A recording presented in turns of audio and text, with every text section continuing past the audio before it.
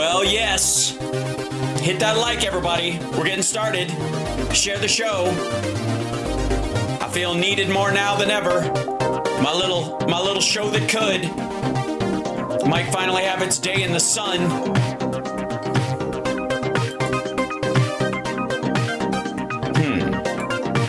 Am I only on two things? Wait 1 second. It looks like we're already here. Yeah, there we are. Come on.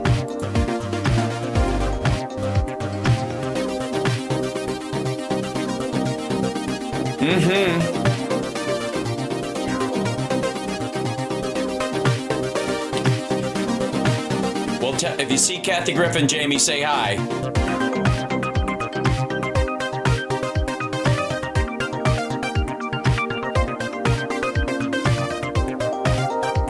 Please, no way. Very minor.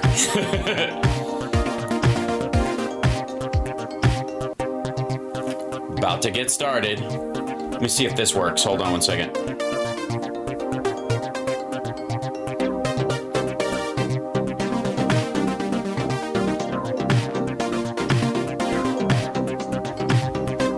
I'm telling you straight.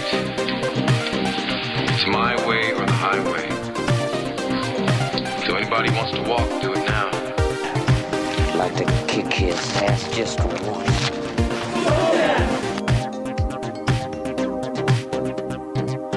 All I'm offering is the truth. You are physically repulsive, intellectually retarded, vulgar, insensitive, selfish, stupid. You have no taste, a lousy sense of humor, and you smell. He's you real nice. If I didn't have puke breath, I'd kiss you.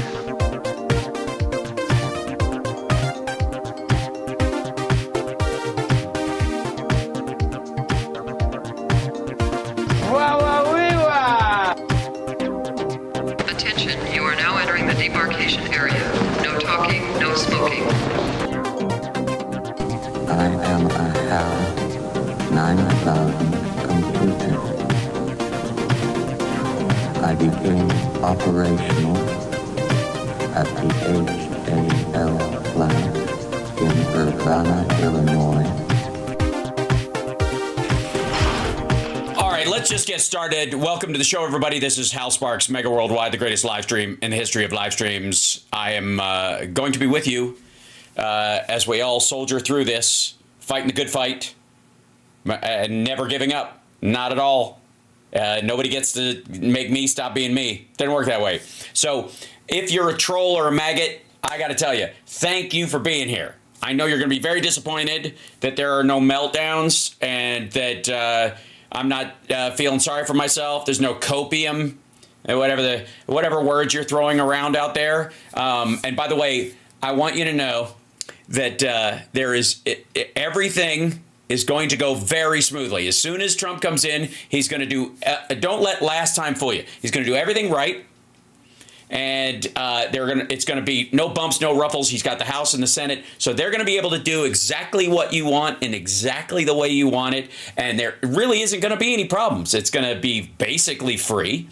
And there'll be no downside whatsoever. And it will be executed with, let's just say, Germanic precision. So, and I, myself, will be here waiting patiently with punchlines. And don't get me wrong, maggots. If you want to find someone that's whinging, you shouldn't have any shortage whatsoever. Shit, some of your own side have started. And we're going to look at some of them today as we start rolling back into reality after you guys have, I guess, slept off your hangover and the roofie has worn off. And you're like, I don't like Mar-a-Lago. My pants are all backwards and my butt hurts. I get it. But eventually you're going to have to deal with the word that I've had to deal with whenever someone says it and I think they're asking for me to come do something. How? Sometimes in a restaurant or something, someone will say how because they're having an argument with someone and they're like, we got to do this. We have to do this. And they go, how? like that. It's a burst word for a lot of people, and it's one that makes me go, yes, can I help you? That's the word that's going to be the bane of your existence. Now, some of it's going to be fairly easy, but the how is going to come at the expense of your hero. It's going to come to the benefit of Peter Thiel and perhaps J.D. Vance and his venture capitalist buddies, and certainly Elon Musk to some degree. Although he's being, again, I have watched over the last 3 nights, especially, I watched so many fucking interviews with this dipshit trying to get a grasp on what he actually knows, and I couldn't fucking tell you. First of all, he thinks that if AI 10x's over the next 4 years, it will grow 100,000. Okay, technically speaking, if you 10x every year for 4 years in a row, it's 10,000. 10 to the 10th is 10x. It's 10,000. So that's how that 4 years. That's how it'll break down. That said, no one can actually quantify the exponential growth that is within that, because the growth of AI and science that we're on the cusp of right now is going to grow kind of like that game where people if I bet you a nickel on the first round of golf and we double it on every hole, how much would you owe me if I won at the end? And it's everybody's so is it $7.55 or $7.50? And everybody's it's $1,973,532, right? It's that kind of growth. Nobody fucking knows, and it's the horse has left the barn, and that'll be that. Now, we're going to jump into a bunch of things, but I want to first say hello, chat room. I love you. I'm glad you are here. And yes, it's very much like compound interest, but on a spiral. Right. Now, there is some hope going on, and let's see. Shall we check in? Because I feel like if this dude is hopeful, then we can all rest easy. This is Glenn Beck. Also, Glenn, real quick, before I start this, you might want to take this thing down, because Trump said he would have that fixed in 24 hours, along with Ukraine. So this whole American hostages, 396 days in Gaza, you might want to just, because that shit ain't happening. It's not. You might want to just, because you're just embarrassing Trump. He said he would fix it. We're already, we're 3 days past this shit, and he still hasn't? All right. And thank you for the tips, guys. By the way, all income I get from this channel, since none of you, I'm not a salaried employee of anyone, is a tip. So thanks for the tips. If you want to super chat, feel free to tip me via all the tippy things, because according to Donald Trump, I'm never going to pay taxes again on my little show that could. It's all the reason for me to not grow this channel past, I guess, $500,000. If I can edge out at the top, then I'm good. All right. No, yeah, this is a fucking church now. That's what this is. Not only is everything tips, but I'm fucking, this is the Church of Hal. Just know that right now. There's my special cross. Okay. So, all right, let's see what Glenn's guys, 3 reasons Glenn is really hopeful, in caps, about Trump's second term. And by the way, this is going to be fun to check back in on. Let's see what it is. What do you think it's going to be like? He's going to unleash American ingenuity like never before? That kind of thing, even though it's already out of the bag. Oh, never mind. Here we go. Yeah, just the tip, folks. That's all I'm asking for. I will tell you that I find one of the most hopeful things. Okay, real quick before he starts. Fuck you for saying it was rigged and now it's not. Nothing changed. Same machines, same everything. You're rigged, schmigged. Anyways, machines, blah, blah, blah. Early voting bullshit, blah, blah, blah. Let's just get that out of the way, okay? You know, when Donald Trump said we're going to enter a new golden era of America, mm-hmm. I believed him. Right. You also believe that the chairs in his office are actually gold and not just spray painted. He could have said that in 2020, and I wouldn't have believed him as much. Really? There was something uninspiring about 2020? Glenn, was there? Does anybody know what that might have been? Much as I believe him now. And that's because we have a team. We have a moment where a team, fuck you, of people that are not just all politicians cut exactly the same way, et cetera, et cetera. And usually you want people who are thinking like Donald Trump. But in this particular case... Wait a minute. What the fuck was that? Is that some sort of ghosting? You want people that are thinking Donald Trump? You want people who are thinking like Donald Trump. Oh, you want people that are thinking like Donald Trump. Do you, though? What you mean is you want people who think like you think Donald Trump thinks and clearly doesn't think at all anymore. Something like that? But in this particular case, to be able to bring in somebody like Elon Musk... Oh, my God. That's what this all is. This is all fucking crypto end times Elon fanboy bullshit. Hey, fuckwad, he wants to put a chip in everybody's head. What are you talking about? That's one of the most hopeful things for our country I've heard. It may be in my lifetime.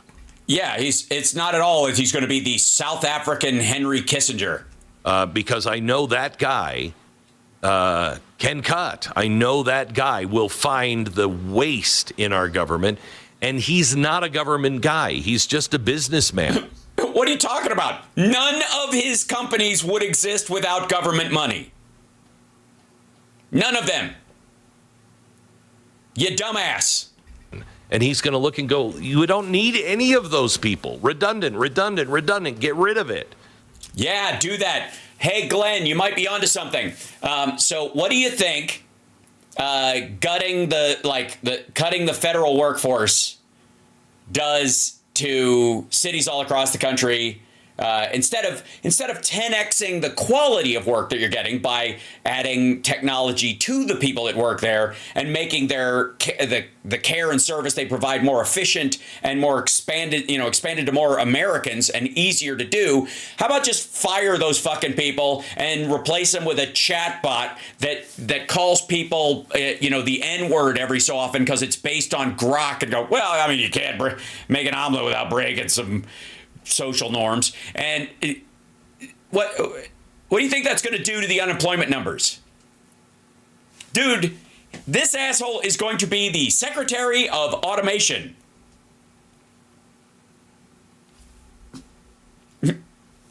Just wait. They're going to realize that at some point.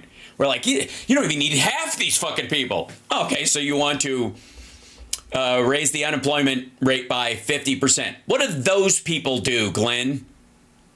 What do they do? Work at the new factories? Is that what's going to happen? We actually have a chance. By the way, the same factories that Elon Musk doesn't want to have any people in them? Of cutting our budget and being reasonable. And I also know that Donald Trump is going to cut regulation. He cut more regulation his first term than any other president, but they added. No. And no. No, he did not. So much regulation. He's going to have to cut more of it. Give me one. I don't want to hear this fucking, he cut so many and they added so many. I'll give you one he cut. It was about how much toxic waste trains can carry, because it's inefficient to make them drive at a certain pace. But who gives a shit if a train crashes into a rural community full of toxic waste? Right, Glenn? It won't happen when he's in the White House. This is a fuse you light that this shit goes off years later and they'll blame the next administration. It's like a fucking strategy now. And he will. I mean, to get this economy roaring again, I think he's going to cut red tape like nobody's business. Okay, what? Right. Red tape that has nothing to do with anyone's business, except his own. And we could have a true rebirth of freedom and the rebirth of the American dream. Or Now, here, let me just state outright. Hey, man, I wish. I fucking wish.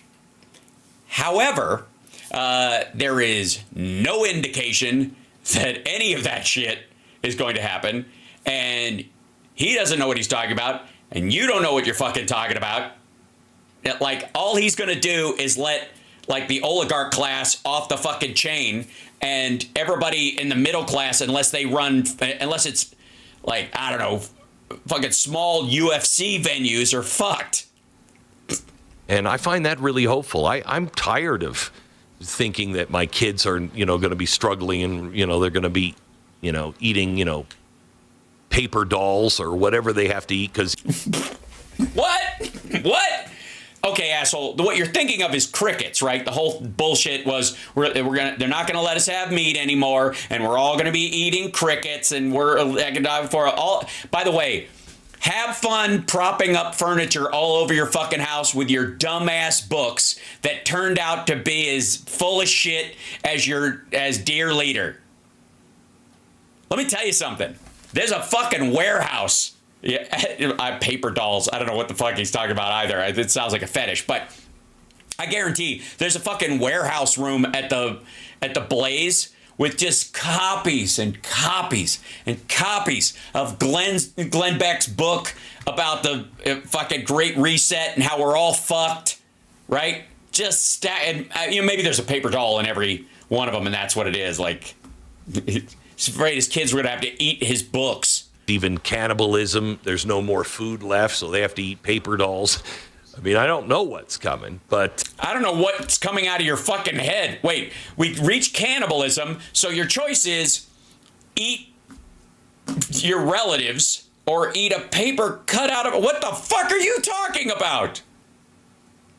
I'm tired of thinking of that. Well, then don't. Like, Jesus Christ. It sounds like you're ruminating on fuck it. Move in with Roseanne at this point. Can you imagine? Well, I don't know. Imagine waking up to that your deepest held beliefs were all bullshit. Seriously. This asshole's been telling everybody the deep state won't let him do it, that the voting is rigged, all that stuff. Hey, Glenn, you're full of shit. I don't like the way the election went, but fucking motherfucker. I'm sure I welcome your apology letter to Dominion. You could I don't know, go fucking suck off everybody you called a member of the deep state. I'm really hopeful today.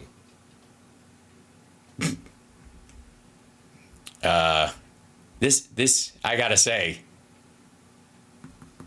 I've watched this asshole over the last few years. I watched him during Trump, and I've seen him during Biden. And whenever he acts like this, his side is about a month away from a fucking rake. I'm glad to hear Stu just chime in on that and go, yeah, I'm with you, Glenn. You know, Glenn, I am hopeful, but there's another full I am, which is spiteful, and I'm trying my best not to embrace that part of my inner workings today. But you're right. I think it is. You're spiteful, Stu. Sorry. Why? Why are you spiteful? Let me explain something to you, Stu. If you want to move from one state to the other, and you get prostate cancer, you're not going to have to leave the state to get your balls checked. What's left of them. Right? I know prostate's not part of the balls. You get my point. I'm just making it direct sideways. Just come on. Yeah, if you have any problem with what's left of your man bits, you could walk into any hospital you want and they'll treat you immediately. You won't sit in the fucking parking lot turning gray. Tell me how spiteful you are. Dude who has never skipped a dessert in his fucking life. Look, there's a lot of good that could be done. We talked a little bit about what was unfortunately a missed opportunity of 2022 last night, where if things had gone a little bit better in 2022, we didn't even need a red wave, but just a little bit of a better election, you could be looking at a filibuster-proof majority with Donald Trump going. Oh, by the way, to my friends who are like, get rid of the filibuster, I will set up a box where you can whisper I'm sorry into a cootie catcher and then fold it and put it in the box. We're gonna need that motherfucker. And that would have been maybe even better. Remember, we still have the House. We got to get over that hump. I think that's going to be a real challenge here in the next couple of weeks, though. Republicans and have a good honestly, chance. the Senate, we've got to get. If Cornyn becomes the new McConnell, it's a nightmare. He's not. I'll tell you why. Because he's going to be just like McConnell, but he's from a bigger state. And he's going to be from a state where Donald Trump wants to shut the border completely between that state and Mexico. And that state is the conduit for all the goods from Mexico. And a big portion of its government is paid for by that traffic, which Donald Trump has sworn he will shut the fuck down. By the way, he said he's going to run his presidency on promises made, promises kept. Hey, if he does not he's got to seal the border. I want it sealed. Shit can come in through airplanes and boats. They can go to the Port of Long Beach, right? But nothing comes in through Texas anymore. No goods, no cars, no foodstuffs, no nothing. They got to put it on a fucking boat and sail it up to Washington. How about that? It's a nightmare. The work never ends. Cornyn cannot be. You see how quick they're like, this motherfucker hasn't been sworn in, and already these guys are doom spraying because they know. And I will say honestly, I know they probably 30% of their worry has to do with Cornyn really, slowing down Trump's agenda, which he will absolutely do. It should be 70% of their concern. But the other part of it is that they're setting up who to blame when Trump fucks up. You got to blame somebody. Guess what, Cornyn? Welcome to the top of the Pez dispenser, motherfucker. You're about to go on a ride down the maggot gullet. Become the head of the Senate. He cannot become the new majority leader. And this is going to be an interesting one, and maybe one of the first things Donald Trump is going to need to really decide here, as he has a very packed next couple of months doing all of this transition and getting all these people ready for these positions. He's got a ton to do. But this Senate leadership race will likely go to Cornyn or Thune unless Donald Trump takes a strong stand and puts his thumb on the scale for someone like Rick Scott. I know. And I don't know. He doesn't like Rick Scott. Nope. Sorry, dumbass. He killed the idea of Rick Scott as the guy yesterday. You fucked, son. No. That's not how it's going to work. Texas wants its due, motherfucker. Too bad. It's going to be fucking Rick Scott. Get the fuck out of here. I don't know what level of priority that is for him.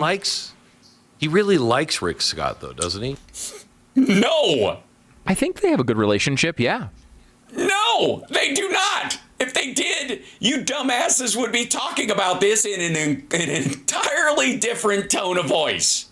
I think so. Yeah. So he may very well do it. I hope he's aggressive on that. He may very well do it. There's so much for him to do. And look, it's going to be a real challenge for all these things that he's wanted to do, for all of the Project 2025 things he was supposedly had planned.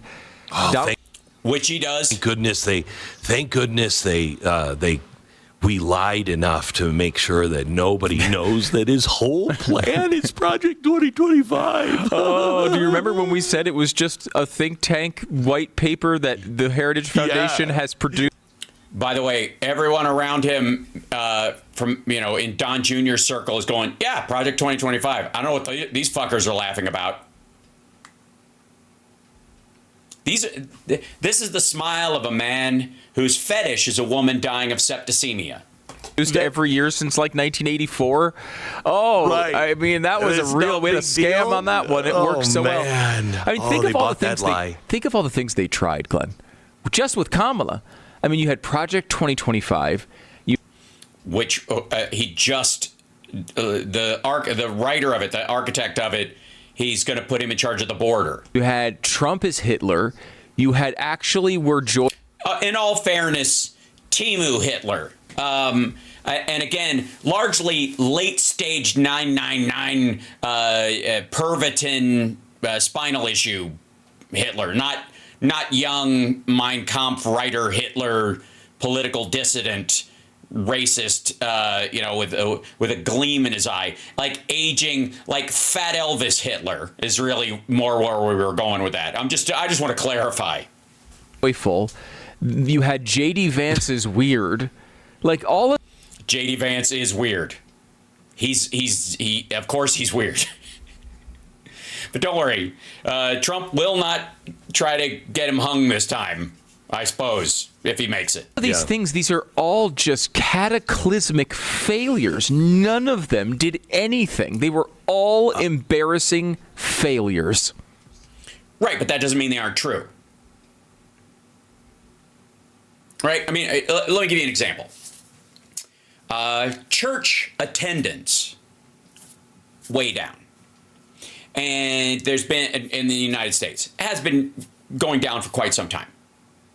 And the teachings of Jesus have not really changed in a couple of thousand years.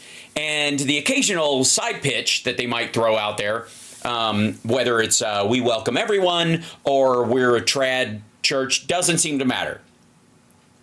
And by Stu's estimation, what it means is that the sales pitch for those ideas failing means that those ideas failed. So basically, Stu is saying Jesus is an asshole.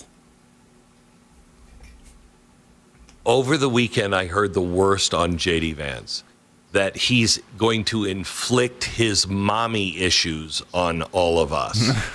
I'm like, what kind of monster are you? Really? You only heard that this weekend? I've been hearing that for like 6 weeks. I mean, the guy is like a miracle. Yeah, he is a miracle, right? He's a miracle like Rudy. Tweeted last night. Let me see if I have this, because I just thought, we really need to be grateful to the Lord for this. Yes, you do. Miracle that we saw last night. But also, there's a lot of people that work their butts off. Charlie Kirk, Charlie's going to be swimming in money after this. I can't even imagine. You want to talk about a person who's increased his profile and is going to be very much rewarded. Oh yeah, he's gonna go out. He's gonna be able to buy himself a fresh new brown shirt. Is going to be Charlie because between Elon Musk and Charlie Kirk really were responsible for the turnout operation, which seemingly outmaneuvered the entire Democratic machine in state after state. Yeah, and they got people to vote, and other people stayed home and didn't vote, and the one with the most votes won, and that's democracy, which worked. And fuck you. Again, I will not take a word seriously from any of these assholes until they apologize to all the election workers they nearly got fucking killed last time. State, I mean, again, we're all going to look at this and say, at the end of the day, he's going to come out with probably 312 electoral votes. It's not going to look like it's that close of an election. But the truth of the matter is, all of these states are... Now, I think it ended up being 295 or whatever, but it's still short of Biden's win. That's going to sting. Pretty close. These are all. He basically swept 7 states by pretty narrow margins, and right, sounds like a mandate to me. Swept 7 states by pretty narrow margins, which again, it's a get out the vote kind of thing. Yeah, it's a movement. Do you realize? Let's listen to that sentence again, shall we? Let's listen to that again, because these guys are talking like they got a mandate. He basically swept 7 states by pretty narrow margins. Right. 50-50. Now, I have been saying for a long time that on our side of the aisle especially, but certainly with the Republicans in the House, that when you have, if you had 2/3 of the House or 2/3 of the Senate, I could argue you have a massive mandate to do something. But if you're within the margin of error in the polling averages, meaning 54 to 46% in that kind of zone, where that's what effectively the Senate looks like it'll break down, maybe 53, 47, right? That's within the margin of error of the belief system of the American people, right? Same thing with these. Same thing with these 7 states. Right. And they absolutely, one of the things they did was they muted the vote on the Democratic side. And we are responsible for some of that shit. And that is a major part of what we have to clean up for next time. But none of them are claiming like we can't trust these machines anymore. That's put to fucking bed. So when they lose next time, they can go fuck themselves. Right? Because Biden was in power this time and the election went their way. So the idea that he won when he was out of power, it's just fucking stupid. So when the midterms come around, and basically the run for the midterms has started right now, and Sparks 2028, that's all I'm saying. But watch how they operate on the margins. Because again, the gloat period, I think this is even, when did this come down? This is a couple of days ago. Yeah, this is this is yesterday. So that means it was it's the night of the 6th. So they posted on the 7th as a clip, right? And so this is 2 days old. So this is how long their gloat and lasted before they moved into paranoia. And that is turnout's got to be a part of that story. Of course it is. Pretty amazing. And that is Elon Musk and Charlie Kirk. Let me just go through the list that I put on. I'd love to hear, any additions from you. Thank you, Charlie Kirk, for everything you did to serve and save the Republic. Elon Musk, thank you for your vision and your courage to defend. What is this, your acceptance speech, you tit? And a man's right to be heard and to speak. What that guy did is absolutely heroic. He knew he was going to be taken apart. And even when they said, we're possibly going to deport you, when they were going down the put him in jail, deport him, he still goes forward. Amazing. What? Oh, the idea that because he worked illegally? RFK for Make America Healthy Again. Tulsi Gabbard. By the way, no. You're thanking people for the sales pitch. This asshole is already talking about taking the fluoride out of the water. Because again, you know what happens? Okay, let's just say, work with me on this. I'm not new to this conspiracy theory, but the depth of it is questionable. My understanding of it. The idea is that fluoride, the reason that maggots and that surrounding the QAnon crowd and a lot of those who don't like fluoride is because they think it makes you more dough-headed and susceptible to control. It is easier to control the populace when there's fluoride in the water. Let me ask you something, folks. Does the general public look cowed chemically right now?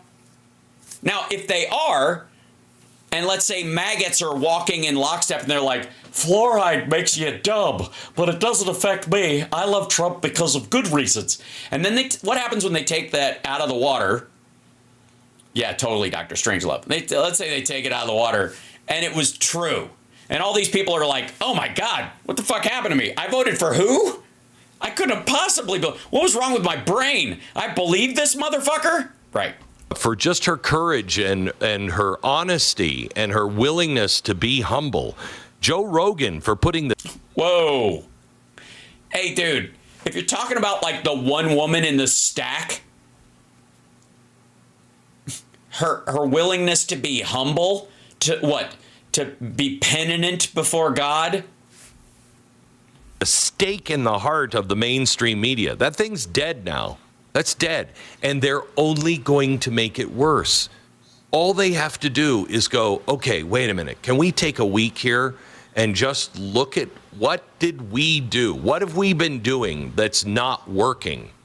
But they won't do it. They're so deep in their own lies that... Wow.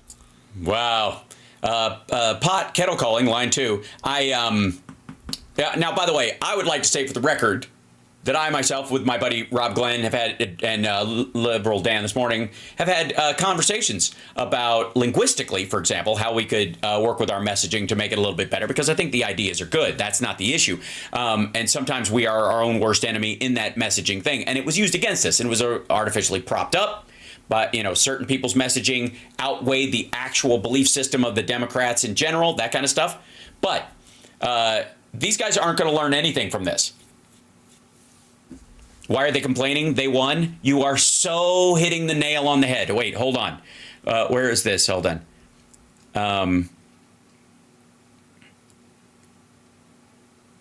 I just saw that go by in the chat, and I so want to post it. Where was it? What in the fuck is he talking about? Exactly. Unless you're talking about me. Yeah, here it is. Say what? Say what? Why are they complaining? They won. Exactly. Because they voted for Donald Trump and they know what's coming. They know it. And that's the reason why he's thanking the people around him. That's why, they're like, they're joking about Project 2025. But the fact is, they're hoping he follows it, because otherwise he's just going to golf and embarrass them and go and make his tax cuts permanent and set up his businesses. He's going to he's going to commit more crimes that benefit his businesses that are not official duties, because he thinks he's totally free now. And he's still going to be liable for those things if he survives his next term. This motherfucker.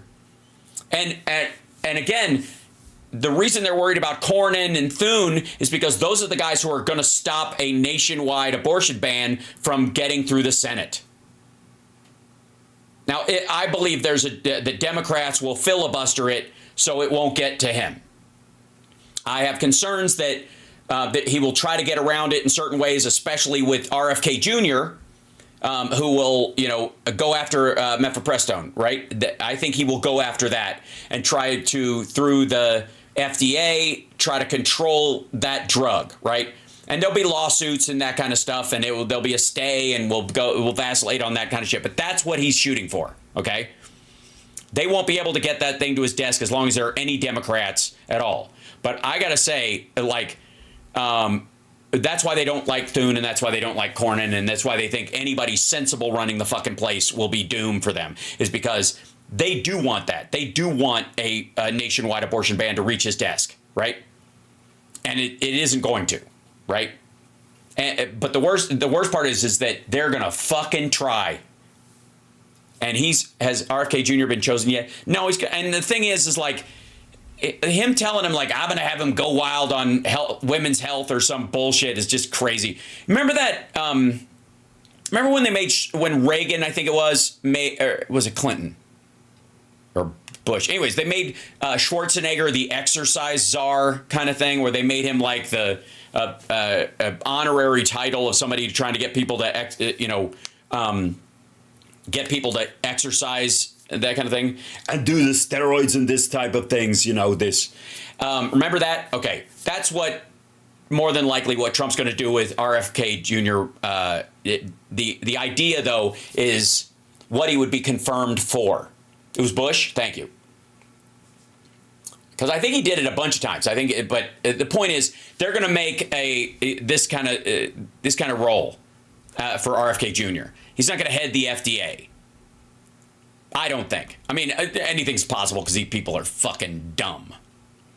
But the issue becomes, hopefully the way to the office changes people and they're not so slapdash. He's been walking back a bunch of shit, and he was like, they're like, what about vaccines? And he's like, I'm just going to get Fruit Loops out of school lunches. I'm going to go after the people on the nutrition side of things. And, and basically you'll just see all these CrossFit people going, thank you. And you'll be able to buy supplements online, on Amazon without the limitations the FDA puts on them. And a bunch of people are going to die because they're mixing and matching a bunch of near pharmaceuticals on themselves. And they'll go, oh, well, we found out that mix isn't good. And there'll be dead maggots everywhere because he doesn't care.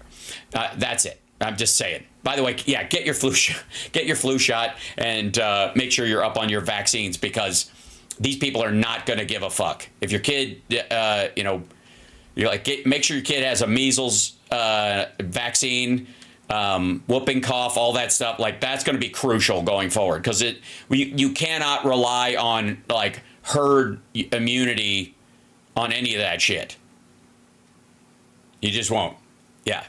They'll never find their way out of it because there's no humility there either. I mean, if you're not humble. Oh, I feel seen. Now, Glenn, some of us are humble. We're humble like Tulsi. But some of us are we're regular visitors of Camp Fuck You. And it's just a place we like to hang out. We like to hang out in Camp Fuck You. It's a great place to relax, and we just basically, we do a little hunting, a little fishing, showering together. We sit down by the lake with our feet up, and then watch as you row by, you and Stu and your little rowboat going to Sonic on the paddle up drive-through on the Lake Sonic, and give you the finger. It's just what we do at Camp Fuck You.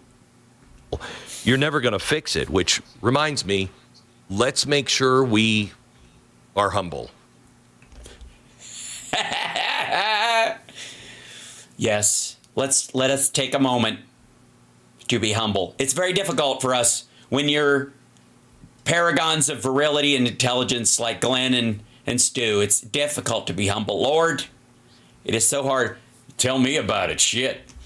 Make sure that we are humble, or we will lose it again. We've been given a second chance. It's like America, was on the table and our heart stopped, and somehow or another it just started beating again.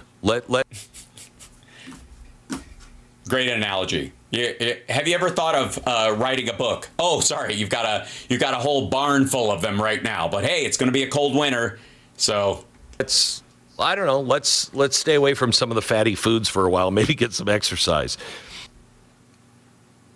Now a warning. J.D. Vance. Look at what J.D. Vance brought to the table. He showed us that even the most disadvantaged can take charge of their own life. And what? No. No one who gets to go to Yale is the most disadvantaged. Sorry. Nah. If you got grandparents that can pick up the slack and can afford to send you there, and you have the environment in the school and the neighborhood, and you grow up upper middle class because your mom might have been a fuck up, but your grandmother took you. Get the fuck out of here. Create their own miracle. Their own miracle? You mean they can Peter Principle their way up? Dude, the dude is like a white privilege talking point. But he and Trump are perfect for each other. Fuck ups. Him and Elon. Own American miracle. He couldn't have happened in any other country but America. What? Sorry, what? Upper middle class white kid couldn't get his shit together and go to Yale? Well, I guess Yale is in America. And his grandmother lived in Ohio. Sure. Yeah. I think the miracle would be his wife, I guess, if that's what you're saying. It's like, because she married into that, and in her country, there's as many poor people as there are U.S. citizens. So that would be the lucky thing, I think. Because if anything, she's a miracle what she's managed to pull off in this regard. By the way, I look forward to next year's Christmas. I hope it has a Black Mirror theme as opposed to the vampire stalactite Christmas we had last time. And we had forgotten that is who we really are, that can happen in this country. What am I, chopped liver? I grew up in Peaksville, Kentucky. Fuck out of here. Oh, did I forget where I came from? Yeah, upper middle class yabo. Thanks. Can we go a little bit more on Yeah, go JD ahead. Vance for a second? Go. Do it. Yeah, you might want to put on some chapstick. Yeah. We're told VP picks don't really matter, and I This think one that's did. typically true. Yeah, it is typically true, unless your president has a decaying brain. Just saying. normally isn't Yeah. that big of a factor. I think in this election, we're going to look back at it as a massive factor. Number one, Why? Because he's not going to survive the term, and JD Vance is going to have to take over, and he's. You're thinking of this like he's a Supreme Court justice? JD Vance outperformed every vice presidential candidate I've ever seen in my entire life. He was absolutely incredible. He took a total beating at the beginning. Everyone said he was terrible, but he went on and made serious arguments in unfriendly places over and over and over again, and absolutely destroyed Tim Walz in the one time. No, he didn't. And I guess I would also say Tim Walz made in some ways the same mistake, and I'm sure I make this face as well when I'm dealing with clips of Donald Trump where you're just like, he just triggers your WTF face. And here's my message to Democrats. Retire your WTF face in any debate with a Republican from now on. Just letting you know. I don't want to, like, seriously, this whole, like, can you believe this guy? Of course they can. Like, you don't have to, like, being astounded is not enough of a response. Because it's not astounding. It's exactly what they say. Nothing is surprising. I would argue, if you want to go with a response, well, there you go again. There's honestly, this is you're a little better off going with that response. You know? Oh, good, more of that shit. Seriously, what the fuck? Because and honestly, I think it's an honest reaction from a lot of folks, but in a debate setting, doesn't work. Makes you look weak and afraid when they do stills of it. That's what they used it for. Here's what I would suggest, and this is what I will do in the lead up to the 2028 election when I'm in a situation like this. When they're talking, I will be going,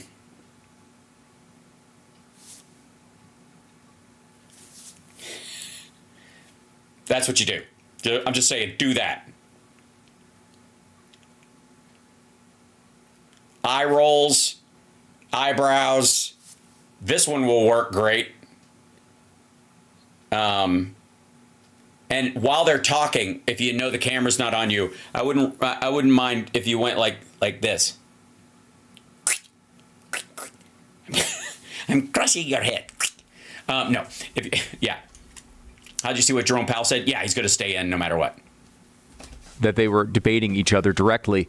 And the same way that it will be looked back at, I think, as a really good pick for JD Vance, it will be the equivalent, whatever the opposite side is when it comes to Tim Walz, a truly horrible. Oh, fuck off. No, he wasn't. Relax. Decision that Kamala Harris admittedly made while she was sleep deprived. She literally has admitted that. It showed he was terrible from the beginning. And Glenn, no, he wasn't. He was lovely, and I love that dude. Nope. And the reality is, we know from the sexism vote that came in, he might have even won as the top of the ticket. So shut the fuck up. You know, it's funny when you look at the pulse cast, the correction after that first debate, when Donald Trump seemingly fell behind a little bit, that whole comeback comes almost to the day of that debate. Almost. All right. So that's three reasons Glenn is really hopeful about Trump's second term. Now, I know what you're thinking. Hal, I didn't hear 3 reasons why Glenn is really hopeful about Trump's second term. I heard him list 3 people that aren't Donald Trump. That's I think the awkward part of that clip. Did anybody else catch that? He said Elon Musk, Tulsi Gabbard, and Charlie Kirk. That's it. There was no list of 3 reasons. He listed 3 people, and none of those people are Donald Trump. None of it is he's going to keep his promises. None of it is he's figured it out. None of it is he's learned his lesson and he's going to build on his successes from last time. Now let's go with a guy who had a position in the last Trump White House and isn't going to this time, although I'm sure he'll be on speed dial. Larry Kudlow. And whoever the fuck this guy is. So this is Kudlow. Growth solves deficits and debt. This is the story that they've been telling themselves, and that we're going to Republicans have been saying this for a long time. We can cut taxes and all that kind of stuff because that's going to spur growth, and we're going to have more revenue from the growth, and that will pay down the debt. So we have more people in the pool of money that coming in, even though it's spread out more evenly. You take the taxes off the top, and you make everybody pay some taxes, and then it grows the businesses, and they put that back into their, and they don't. They just do stock buybacks and move their money overseas. But this is the story. Here we go. He looks very happy. All right, folks, high growth, low inflation, and Donald Trump's golden age. This is the term they're going to be using into it. Just think it, believe it, feel it. That's why the stock market had a record-breaking welcome mat yesterday. 1,500 points on the Dow. I believe it's one of the biggest single-day gains on record. And all that is... No, it isn't. And also, I mean, and one of them out of what? 1 out of 100? And, dude, you're fucking drunk. Hammered. And this is not hangover tired. This is fucking drunk. This is the subject of the riff. This is the subject of the riff. Riffs! Yeah, right! What is it again? Gains on record. And all that is the subject of the riff. And the subject of the riff. So the day after the election, stocks went up 1,500 points, one of its best days in history. Kind of like saying, welcome home, President Trump. We are glad you're back. And the market... What was the market doing the whole time Biden was in there, you weirdo? The market is surely welcoming Mr. Trump's tax cut plans, along with his deregulation rollback of the $2 trillion of new regs put on by the Biden-Harris administration. Yes, $2 trillion in new regs. What? Name one.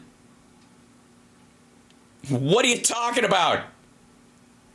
You can't drop a number like 2 trillion and not give me how the fuck a regulation costs you anywhere near that. Any of them. A stack of them. Give me fucking one. What are you talking about? And included in Mr. Trump's deregulation plan will be permitting reform. So we can drill under preschools. To not only unlock the fossil fuel spigots and produce more liquid gold, but also open the door to pipelines and fracking and drilling in Alaska, New Mexico, the Gulf of Mexico, too. Plus... Yeah, thank God we don't have those ugly fucking windmills everywhere, those big white monstrosities that look like something from a space age film, How the Dutch Ruled the World. And we can have oil rigs, good old sexy oil rigs everywhere. And I think nothing works better than a good old fashioned pipeline running right over our aquifers where all of our drinking water comes from, which will also be under-regulated. Congratulations. Reopening LNG exports, new permitting LNG modernization and terminals. Sorry, what was the regulation? Good Lord. What was the regulation that stopped the modernization of natural gas? I'm really serious. Please, can somebody, does anybody fucking know? Because I have a tendency, I've looked up some of these things because We've dealt with this whole regulation bullshit for years now. I can't find it. They just seem to just, okay, there's a natural, like, you know how the coast of California, come here. Come here, everybody, come here. Come here. You two maggots, get in here. Okay. You know how the coast of California is always having mudslides and shit like that because the tectonic plate's working its way, and over the years and centuries and stuff, it starts moving like that because that's just how the fucking ground works. And this ground falls into the water, and it just falls into the water, just like, almost like a longer term version of Arctic ice as it thaws, right? Where it breaks off and falls and breaks off. You know how that works? Okay. All right. There is a similar sort of situation in regulations. Regulations become out of date and have to be updated all the time. And in a lot of areas, especially in the computer and technical sector and anything that requires any advanced technology or stuff moving forward, they will naturally get rid of a fucking regulation that has nothing to do with anything. Right? They'll just, in committee and stuff, they go, okay, we're zeroing that one out, and it'll be these three regulations that are no longer germane, because nobody uses this kind of gear anymore, will be replaced with a line that works like this. So 3 for 1, but it's the same situation, and it covers the leakage on this old tech was bad. Now we've got better tech, so therefore we don't need the same regulations because they don't apply. It's different materials, it's different building standards, all that shit. Okay, yeah. So that happens all the time. Regulations are constantly being tossed out and refined. Every president signs all fucking day long. It's one of the things when you see the president just sitting there fucking doing this at a desk, or these pictures of their sleeves are all rolled up. It's because they spend a good chunk of their day doing these like cursory regulatory changes. We move this thing and we've got new regulations seawater drifting in, and that the amount of saline in the water, and it creates is lower, so it's eroding the areas. The salt is, so we've got to change the content of concrete so that it doesn't fall apart. And so that's where we're redlining these three, and then you have to do a new one that makes sure it does okay all fucking day long. It's one of the parts that Trump blew off. As a matter of fact, they fucking rubber stamped. I wouldn't doubt it if Dan Scavino actually signed off on the deregulations, because it's just a bunch of perfunctory shit you have to do as president. It's adult shit. It's boring. Nobody talks about it, except I got rid of more than ever. No, it didn't. You just looked at the pile of paper and went, other people don't have to do this, because Trump's a lazy fuck. That's what that is. I don't want to hear this shit about he got rid of more regulations. No, he didn't. You're constantly refining regulations, and you put a new one on that takes the place of 3, because that's how modernization works. And the only time you add regulations is when a whole new technology like AI comes online and people are like, what the fuck do we do with this new thing? But in this case, AI is happening too fast and nobody can catch up. It's just dumb. And by the way, Larry Kudlow knows this. He's just selling the bullshit. Stock market welcome mat for Mr. Trump is also a vote of confidence that big government socialism is dead. Dude, then what the fuck was it doing the last 3 years? Radical woke and climate policies are dead. They're dead. Radical woke and climate policies. Stop making me hire black ladies everywhere. I'm sick of it. Why do I need 2 black ladies on my board? I don't even. They talk really loud. Affirmative action, DEI policy. What'd I tell you? Jesus Christ. What'd I tell you? That's all that is. I don't have to work with black people. I don't want to. Shit. He's dead. All those left-wing obsessions were affecting both large and small businesses and their businesses. They are. All large and small businesses were having a difficult time. Profits. They were affecting construction projects, broadband projects, even advanced technology companies, whether they're producing chips or quantum computing or Whether they producing chips? What are you turning into, James Carville? AI, because you couldn't build anything unless you met various woke and DEI government mandates. Government mandates? Wait a minute. Are you a DEI hire? Well, think about the SEC spewing out insane climate reporting mandates for all businesses and their customers. It's like the securities. Yeah. Remember the last time you went out to eat, and after they brought the bill, they made everybody fill out this like carbon footprint paperwork? The fuck are you talking about? Regulators and their customers. decided Jesus. they really were the Weather Channel. Now, there's a good chance there'll be some bank deregulation, such as perhaps lower capital standards or at least no higher capital requirements for an industry which is mostly overcapitalized right now anyway. That's right. And let me tell you something.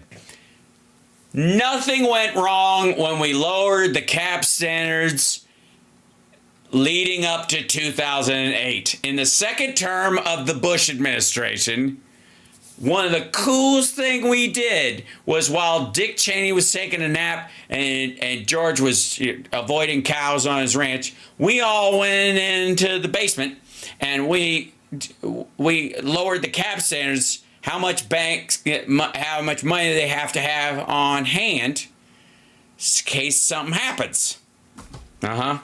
That worked out great. And you have the Elon Musk phenomenon. You know he's the smartest guy on the planet. No, he is not. And lately he's become a political celebrity rock star, jumping full-time and to help Mr. Trump get reelected. And to help?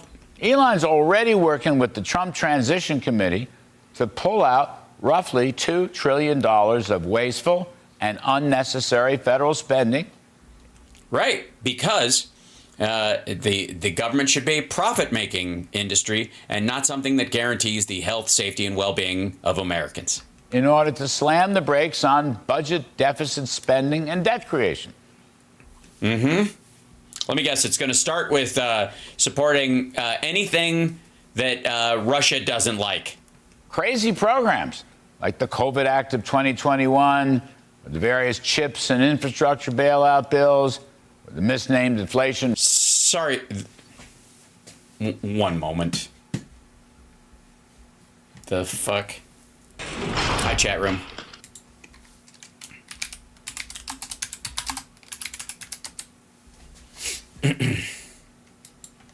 What he means by the COVID Act, I guess, is the American Rescue Plan. Yes? I suppose. Hi, chat room, real quick. Man. Reduction Act, all sponsored by Democrats and passed with Kamala's tie-breaking vote. All that stuff. Yep, and that's going to stay right where it is. Stuff should be subject to a thorough-going audit.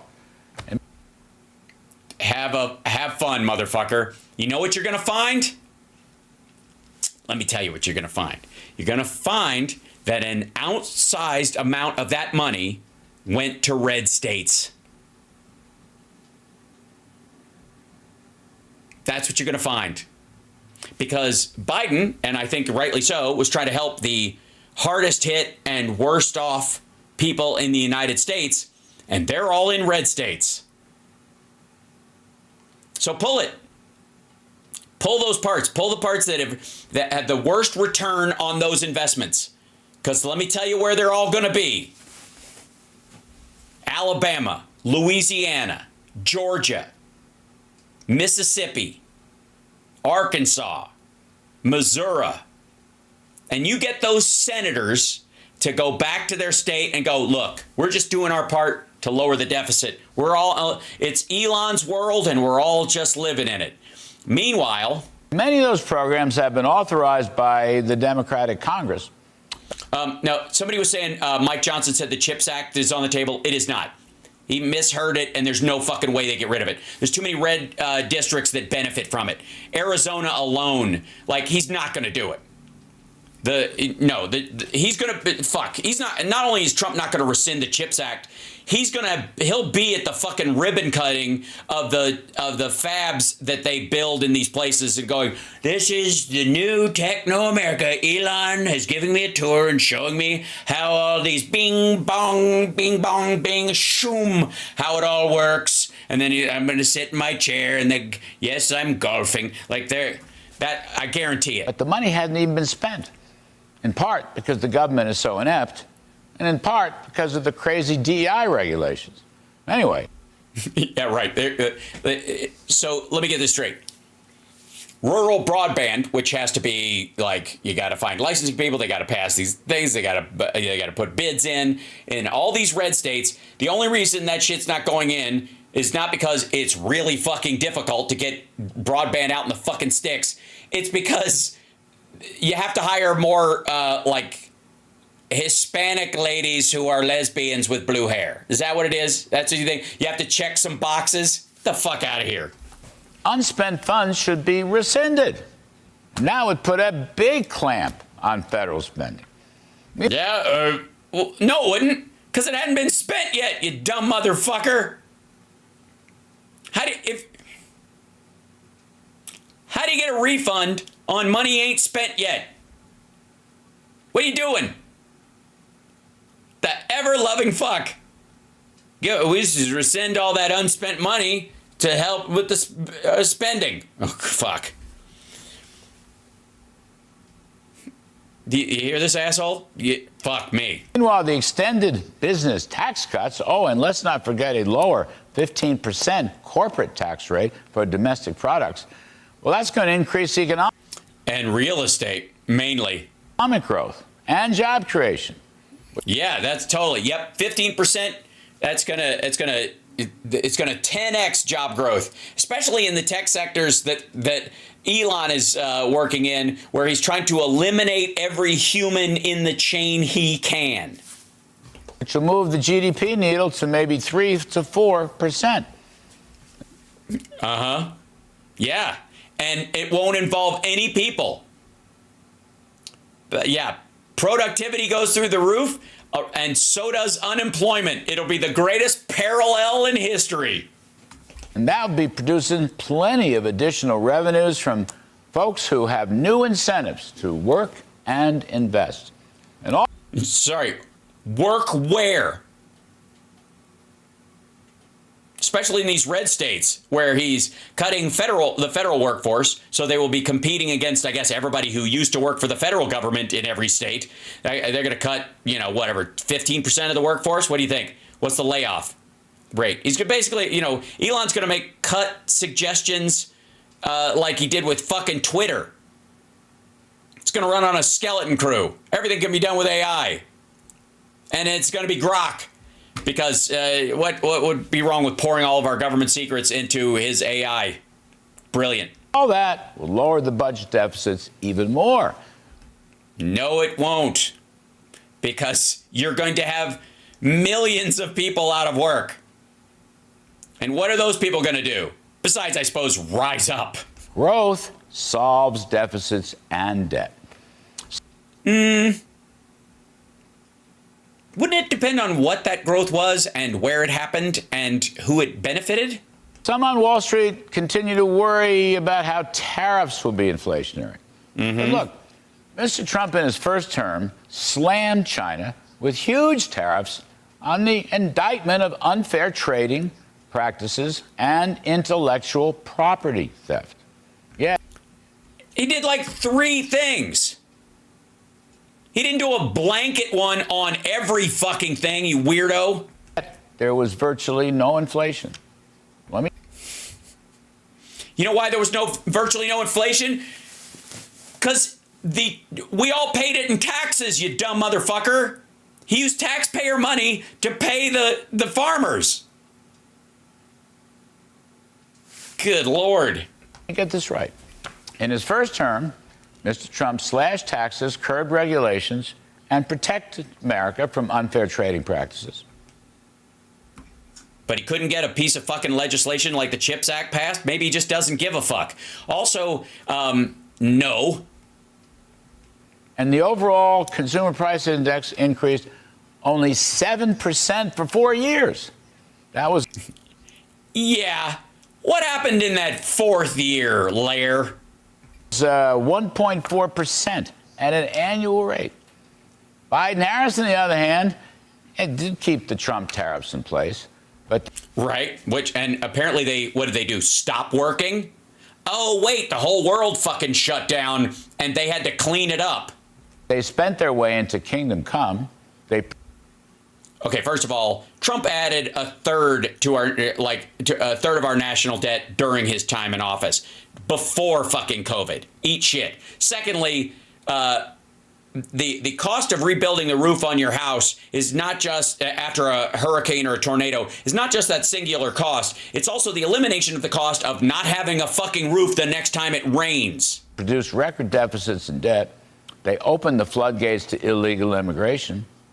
No, they did not. He did. Title 42. And their CPI increased 21%, or roughly 6% at an annual rate. Yeah. Wait till he starts bringing those products home, kids. So I ask you, folks, who's the inflationist? You're about to find out, dum-dum. And as a final Trump policy, again and again, he repeats that he wants the dollar to remain the world's reserve currency. Yeah, and? He's basically backing King Dollar. And that can never be inflationary. Yes, it can. You can. That's one of the reasons it's inflationary right now. The dollar's worth more than a dollar. That's inflated. Like, okay. The dollar is usually worth, if you're in your sweet spot, $1 to $1.02, because the printing of it and the releasing of the new funds and that 2%, that's what it takes to loan it out and all that kind of stuff. So it keeps ticking up, and the $1 parts of it, it incorporates that 2%, and then it incorporates that 2%, and that's how it climbs in its value over time. He knows this in theory. I don't know if he's forgotten it or if it's just the fucking gin. But if it hit, the only way he's going to bring it down is if the dollar is worth less than $1. He's going to have to bring it. That's what zero interest rates or below will give you. That's why the stock market put out a record-breaking welcome mat for Mr. Trump. It pled out. It did. It pled it out. The day after his landslide election. All right, folks. Hi. After his landslide election. Fucking hell. In relation to the euro. Yes, it's the dollar index. It's $1.05. The dollar is dead in 2025. It isn't. He can't do anything about it. And Jerome Powell's not going to let him fuck with it. That's why Jerome Powell said he's not going to step down. It won't fucking matter. It's just like he's talking out of his ass. This is another Fox. Hold on. Where is this? Who is this? Bartiromo. Okay, hold on one second. Let me bring you in. Yeah. How much vodka does he have? I have no fucking idea. Good Lord. What a wreck. Let's see. Oh. So let's and by the way, I know I don't want to have to double up on Glenn Beck, but I want to show you this part. Hold on. You guys know this guy. He's I know what you're thinking right now. Hal, ease up. I'm overwhelmed by the toxic masculinity of the right. It's too much beefcake all at once. First it's Glenn and Stu, then it's Larry Kudlow, now it's this side of beef over here, the Mess D'Souza. Easy. I feel like I'm watching the Chippendales guys do roids as they on leg day. So this is the mess saying the founding fathers won on Tuesday. Okay, but here's what they won. I wanted to highlight that a second thing that was on the ballot, besides you could abortion, say God's own objectives. Yes, God always. I mean, I'd hate to be God sweating it out. Can you imagine how distressed God must have been in 2020. Here he is in the middle of wiping out millions of people using that old cudgel pestilence. Like, this always works. Don't make me hit these motherfuckers with locust to teach them. And then Biden wins, and he's like, God damn it. How'd that happen? The fix is in. So, I'm sorry, God wins some elections and loses others? This is probably the most blasphemous thing I have ever heard. Is the founders. In other words, I think that as I thought about the election, I thought what's at stake, the American dream is at stake, American exceptionalism is at stake. The ability for the leader to kill someone on Fifth Avenue and pardon himself is at stake. Are we going to get it back, or is it going to be gone in such a manner that we won't be able to ever retrieve it again? And then I thought, well, it's the architecture of the founders that's on the ballot. It's almost like the spirit or ghosts of the founders are hovering over the election, and the founders know, hey. Yeah, it did feel like more like a Halloween than an actual election, sure. We're on the ballot. And then this morning I look and I see on X, Charles Payne posting the biggest winner in this election, the framers of the Constitution of the United States. And I thought to myself, brilliant. Yeah, that's true. Yeah, that's so true. It's so true. I think I'll borrow it for a clip. In other words, this is a victory bigger than Trump. Excuse me. Don't let him hear you say that. Nothing is bigger than Trump. Okay? Sasshole. It is a victory that may portend a larger realignment, and we'll have a lot to say about that. Oh, yes, you will.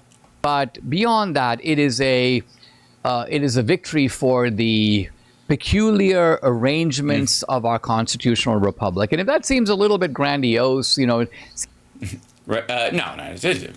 grandiose, ridiculous.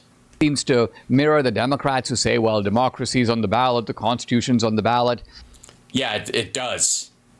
Because everything's a fucking reboot with you assholes. I mean it in a somewhat more specific sense. And that more specific than the nature of our governance? That is that the American founders created a Bill of Rights and enumerated certain rights. Oh, yeah. You know what my favorite one is? I'm a big fan of the well-regulated militia part of the second one, but my favorite one is the fact that the First Amendment nullifies 5 of the commandments of the 10 Commandments. Basically says, nope, those are illegal. And they did it right away. Those founders. And by the way, a number of them thought that there were many more rights other than the ones that were enumerated. Oh, are you guys going to try to add another amendment? What, the right to be a douchebag? And in all by the way, that's already covered in the first, in case any of you were worried. These cases, these enumerated rights are beyond the scope of government. Government is not supposed to touch these rights. And they're not up for majority referendum. Who cares if a majority is against you? Oh, you mean like bodily autonomy? Unreasonable search and seizure, for example, which would seemingly stop any state, from stopping a woman if she was driving out of state to have an abortion. Say it'd be none of her fucking business, or tracking her period, or something like that. You mean like that? Am I losing my? Is that not self-evident? Okay. Majority has no say in the matter. Think about it. You have a right of conscience, First Amendment. That's religious liberty. That's no. You have the right to have a conscience or not have a conscience. Lucky you. 99% of people disagree with your religious views. Do they have a right to trample on yours? No. Right, but they also don't have a right to impose theirs on you, like, I believe life begins when you wink at each other in a diner. Why? Because your rights are inviolable. You have never given those up. And he's so close to it. He's so fucking close. Can you share a link with me on YouTube? Hold on. Yes, it's definitely heresy. You can share it with Andrea. That would be the easiest way to get it to me if you're trying to show me something. The same as your right to free speech and your right to assembly and your right to due process of law. And I love right to assembly. I mean, it was one of my favorite parts of of getting out of class in school. Equal protection of the laws. And so here's the point. The Democrats and the left have been trampling on these rights. Oh, yeah? That's a big statement. Trampling. Are you going to be okay? So the Democrats, of which I am one, and a proud one, and a really good one, by the way. I'm an excellent Democrat. I know I don't have anywhere near the power of the other Democrats that are around, but I'm fucking fantastic at it. So the idea is that I and my ilk have been trampling on your rights to what? Have I been burning your books? Have I been banning your books? Have I been telling your women what they can do with their cooters? Have I been defining the nature of your fucking relationship so that I get to say, because of how I believe, who should be able to get married and who can't? I am trampling. Hey, look, man. Show me a right of yours I don't like, and I'll stomp the fuck out of it, dummy. What are you talking about?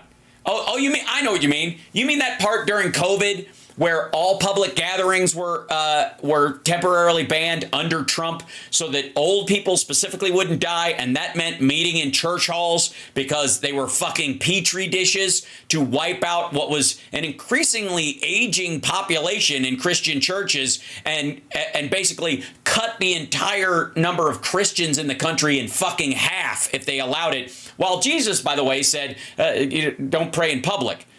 That was me. That's me. That's me stomping your shit. Okay. And they've been doing it since Obama. Wait a minute. Since Obama? Wait a minute. Technically speaking, that was mostly Trump. When I first came to America, you had arguments between Carter and Reagan, and later, of course, between George H.W. Bush and Clinton. You had arguments over foreign policy, arguments over domestic stuff, but you didn't have arguments about whether American citizens enjoyed free speech and had the right to continue doing that. Yeah, but that's because back then, we didn't have social media for one, and there weren't coordinated campaigns by foreign countries using those, posing as Americans, to get people to drink fish tank cleaner during a pandemic.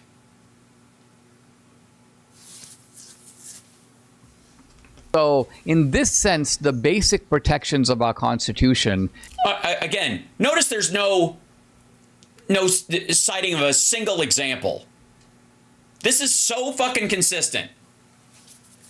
And again, he can't do it because the one he would probably cite is during the Trump administration. And it's Democrats that made him do it. Because he wouldn't do this. They made him do it. Even though he's super strong and he can fix everything in 20 minutes. Have been called into question, have in some cases been thrown out the window. That was the end of it.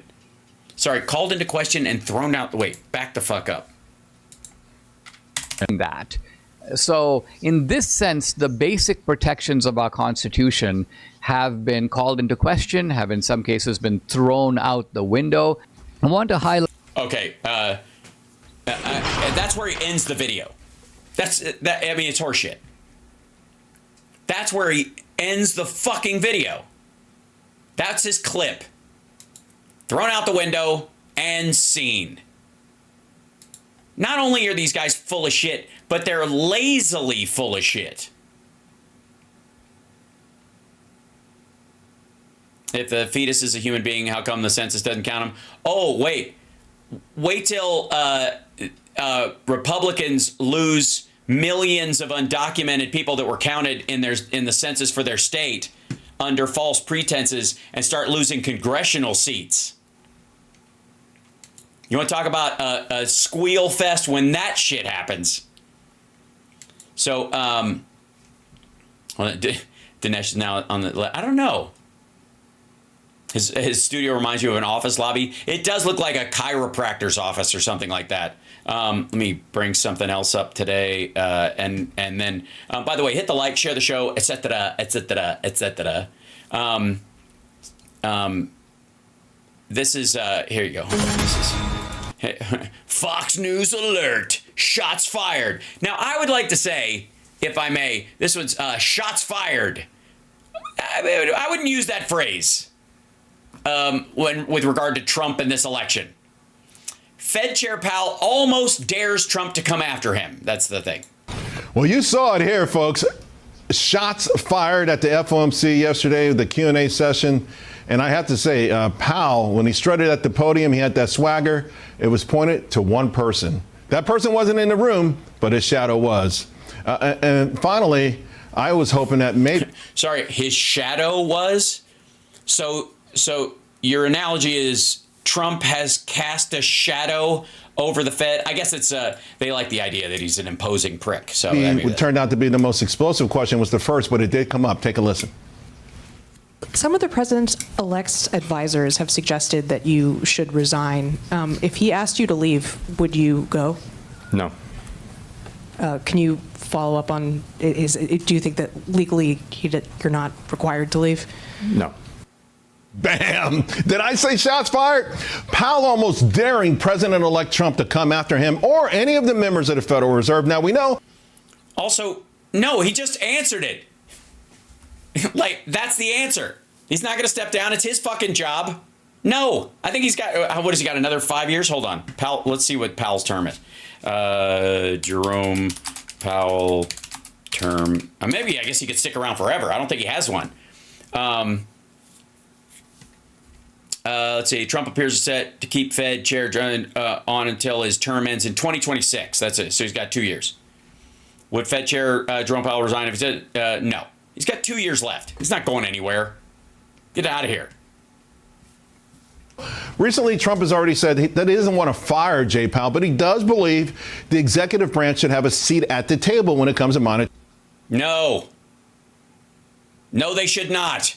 Policy. Now, of course, the media, still wiping the hey, asshole, you are the media. You're on Fox Business. Egg off their face, came in to chime support for Powell. But I think about this all the time, right?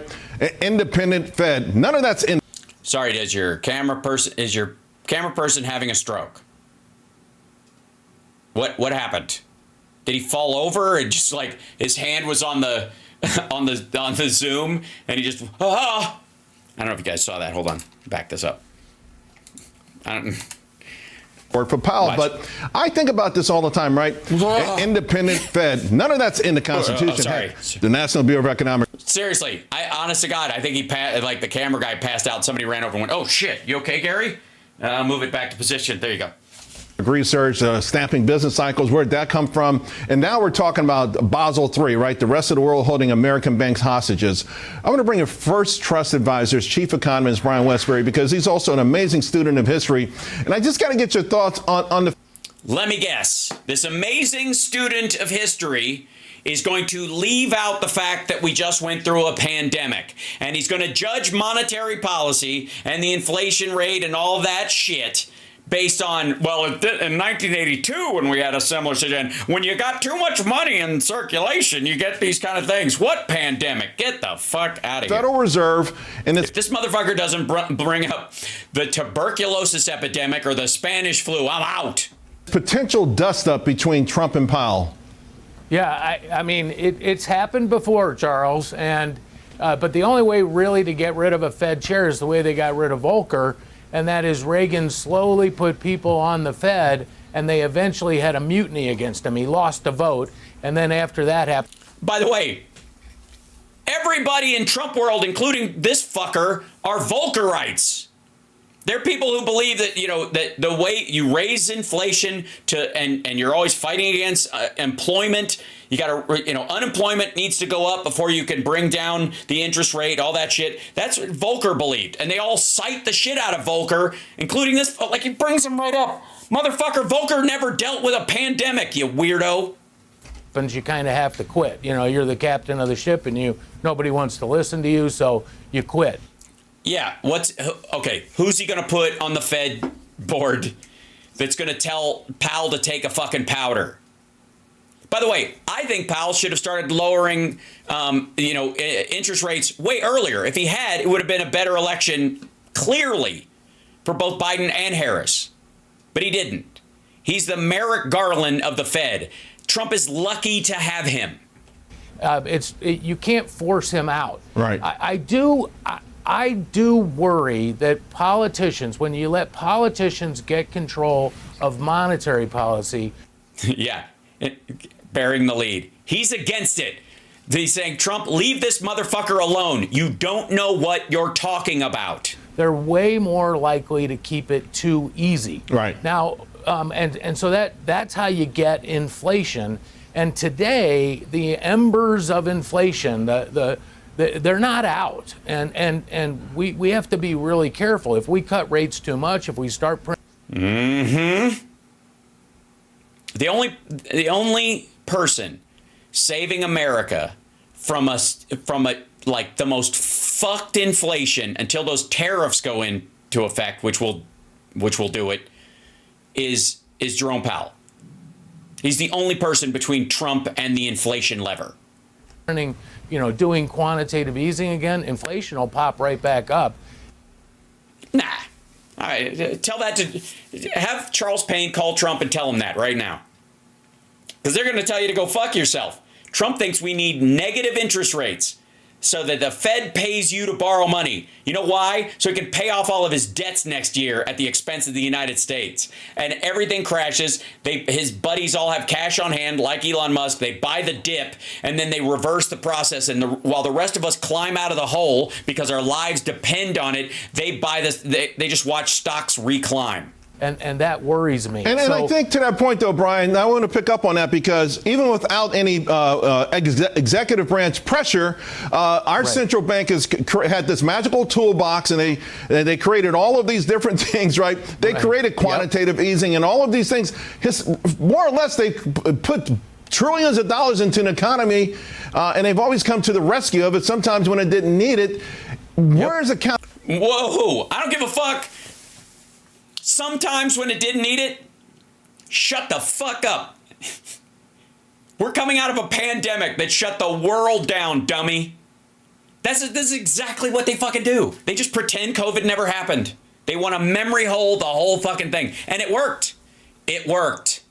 Accountability. How do we find a sweet spot where there's accountability for the public? Jerome Powell is working that shit. Biden's been working that shit. They did find it, you dumbass. Not the executive branch, but for the general public. Charles, this is the general public. Shut up. The thing, if you want to pick a fight with the Fed, I think it's really easy. Ben Bernanke and Jerome Powell, with this quantitative easing, they've grown the Fed's balance sheet. So by 85% in 6. Right. And how do you tighten that balance sheet? You raise interest rates. 15 years. They created 60% of all the M2, all the money in circulation in just 16 years, which means, way more than we had in the first 219 years. Yeah, but our economy was $10 trillion in 1999-2000, and now it's close to $30 trillion.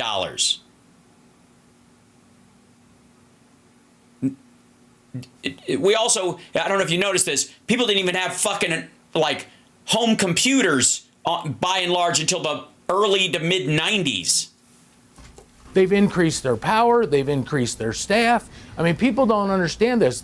We've increased our economy. We're still the richest country in the world. Our currency became the world's currency without us firing a shot to protect it, as much as the people who think Iraq was about that. They're fucking lunatics. The Federal Reserve has staffers focused on climate change. They have staffers in Chicago focused on lead in water pipes. Yes. Because of long-term costs. and community engagement and all kinds of activist positions, the Fed shouldn't be involved in any. Oh my God, shut the fuck up. Either you like the policy of the Fed or you don't. The budget of the Fed is not in question. What are you going to do? Cut $10,000 a year out of every Fed position? You're going to lower everybody's salary? You're going to cut 17 jobs at the Chicago Fed office? Because you don't like, you think the department where they file one report a year is breaking the fucking bank, you weirdo? You fucking nuts? This asshole, like, Trump dumped somewhere between $6 and $12 trillion onto our balance sheet during his presidency, willy fucking nilly, largely to do with his tax cuts, not even including COVID, because again, you can't patch a $20 trillion hole with $9 trillion. I don't care how hard you fucking try. You need more spackle, dumb fuck. And you're going to tell me that the cost of them doing like a once a year report on what will it cost us if there's erosion in these areas? Will it slow down business and therefore cut into the coffers of the Fed over the course of the next 10 to 20 years? Is that going to materially affect the input of taxes into it? Are people going to have abatements? Are they going to have tax breaks and shit like that to rebuild their offices if they fall in the fucking lake? What do you think that shit costs? Especially now. Listen to this dumb motherfucker. What is wrong with you? You know where Fox Business needs to cut the fat. I gotta say, there's a lot of waste and fraud over at Fox Business. And until they remedy that, they got too many dipshits on staff that are just wasting the money of the network, eating up revenue from the ad rev, and they gotta go. And if they can't do that, I don't want them lecturing anybody else. My fucking God.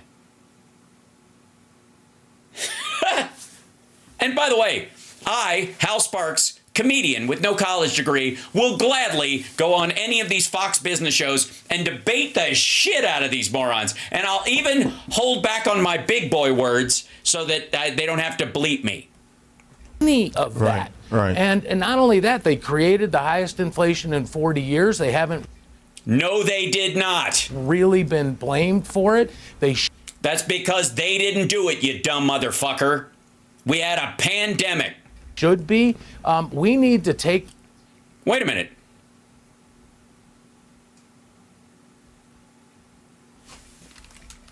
Hang on. Wait. Who's to blame for the inflation? Of that. Right. And not only that, they created the highest inflation in 40 years. They haven't really been blamed for it. Oh, you motherfucker. Why? Why weren't they really blamed for it? I'll tell you why. Because you motherfuckers were too busy blaming Biden and Harris. Right?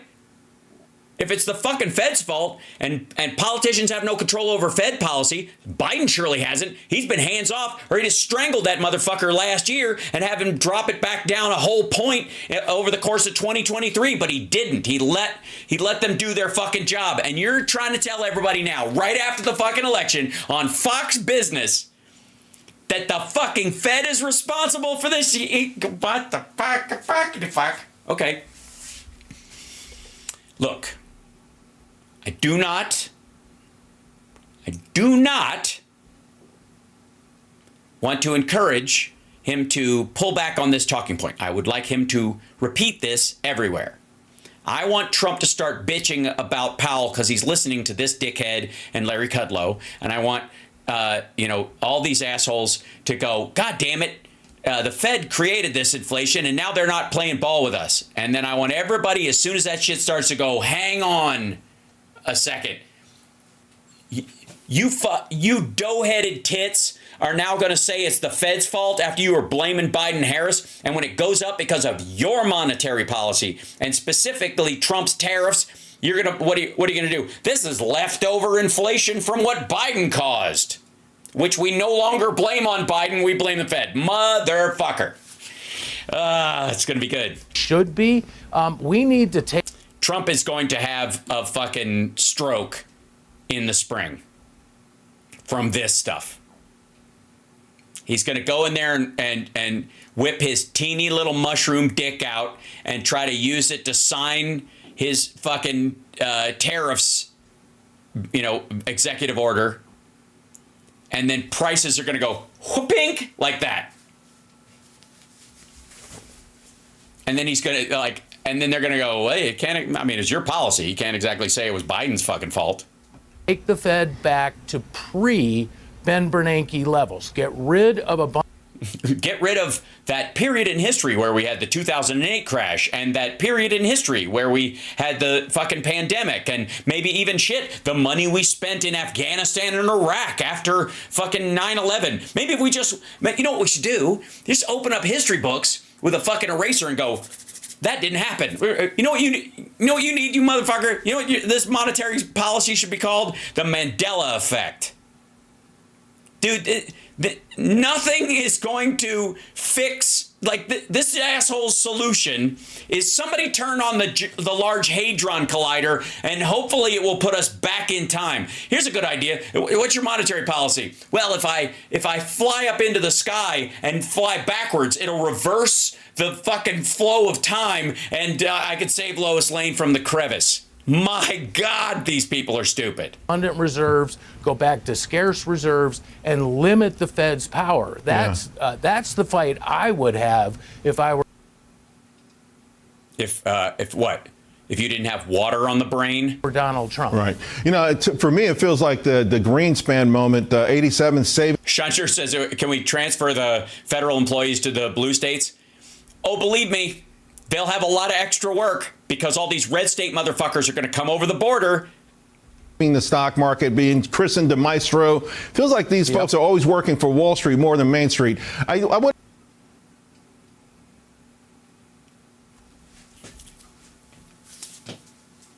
Anybody on Main Street wear that style of suit? For real. Fucking Wall Street Rubik's Cube. Get the fuck out of here. Wall Street versus Main Street. That should, they serve Wall Street over Main Street should be the Fox Business byline. Just less than a minute to go. Basel III has been a bone of contention. Just how much control should, again, one of these global agreements have over American banks? Yeah, like Charles, we shouldn't listen to the WHO. We shouldn't listen to the UN, Human Rights Commission. We shouldn't be part of the Paris Accord, and we should not be part of this Basel III. It increases the power of government, and all they're doing. Jamie Dimon has warned about this. You make me raise capital so much that I can't make loans at some point. Okay. Basel III, by the way, is a regulatory accord that banks have to do, that they have to have. This is the capitalization issue. You got to have this money on hand. And why do we have to do that? Because of fucking 2008 and the fact that it gutted everything. And yeah, so, okay. Let's see if I can bring up. Yeah, here you go. This is this up.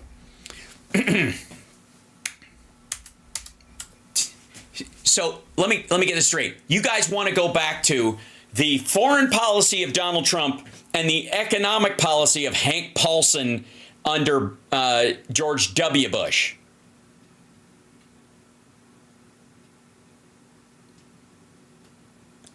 Understanding Basel III.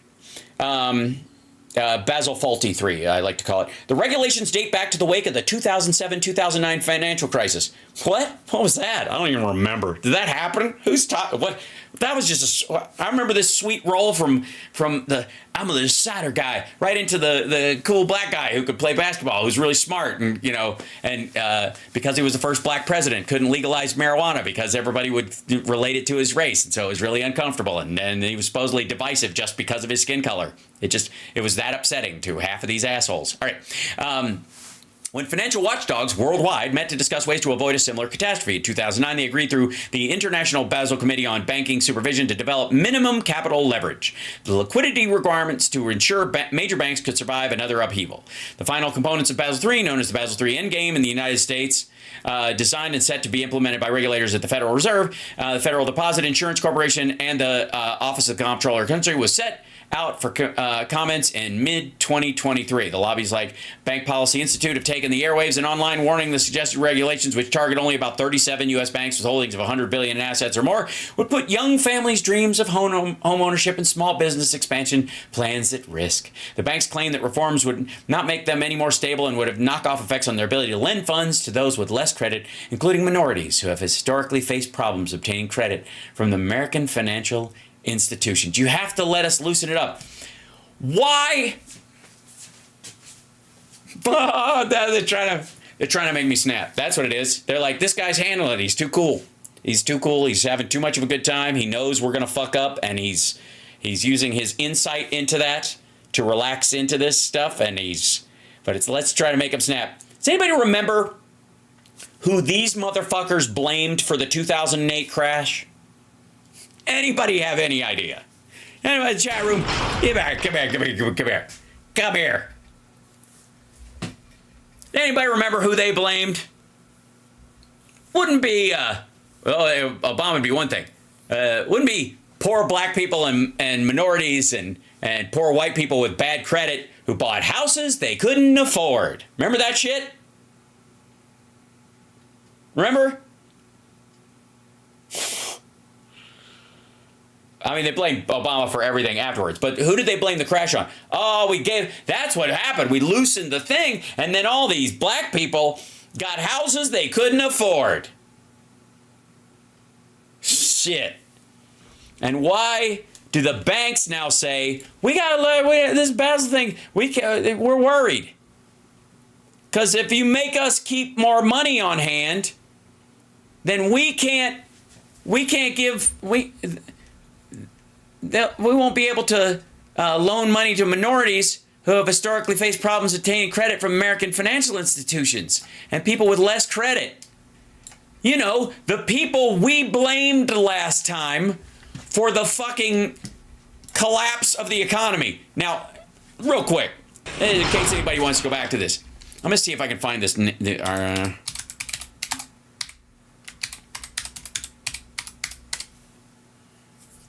Yeah, this motherfucker.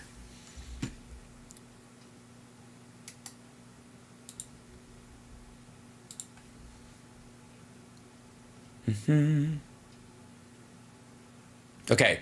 Anybody remember this dude? Armando Montalongo? Remember this dude? From the original Flip This House? Former Flip This House star fails to have fraud claims dropped. Students of Armando Montalongo's seminars say he provided deceptive information on how to buy houses with no money down. Remember that asshole? That's who's responsible for the 2008 crash. People stacking mortgage on mortgage on mortgage with the idea that I'm going to buy a house and take a 10% loan at almost zero interest on my because the interest rates were so fucking low, and then I'll use that as a down payment on another house, and then I'll take that house and I'll take an equity loan out on what I say it's worth to the bank in that area without disclosing the fact that the money I paid for the down payment with was borrowed from another house that I don't own, and yet can buy all these houses with no money down. Remember those things? Right.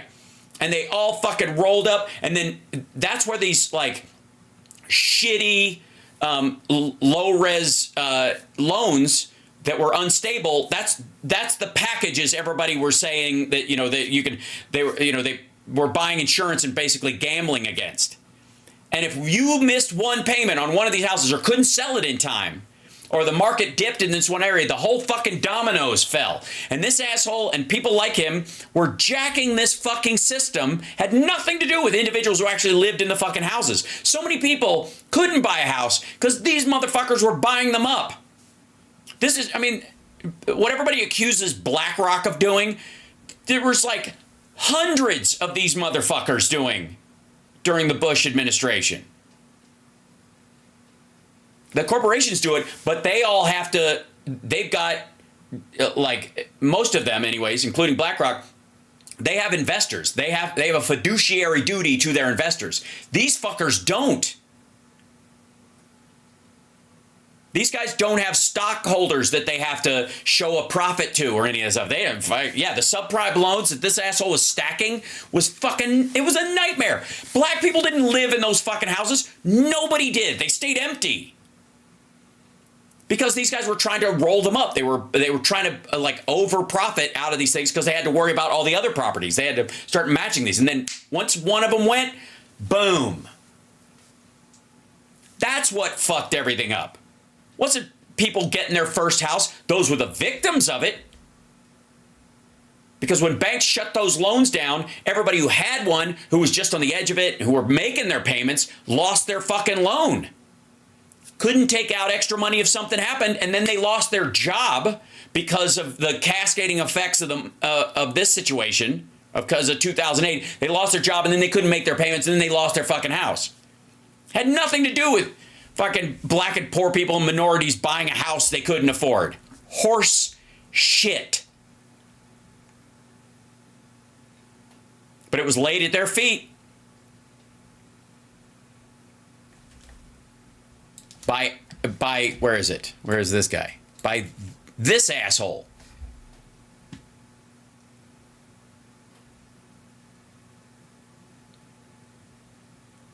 And now he and Charles Payne are talking about, we got to get out of this Basel bullshit, which was put in place to stop that shit.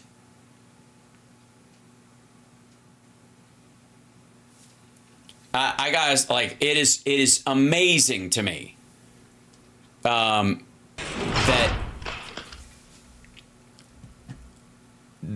because of people like Joe Rogan, who seem to like grind on the fucking Kennedy assassination and the fucking moon landing and Area 51 and every like fucking 18th century map that proves the fucking world is flat, don't remember 2008.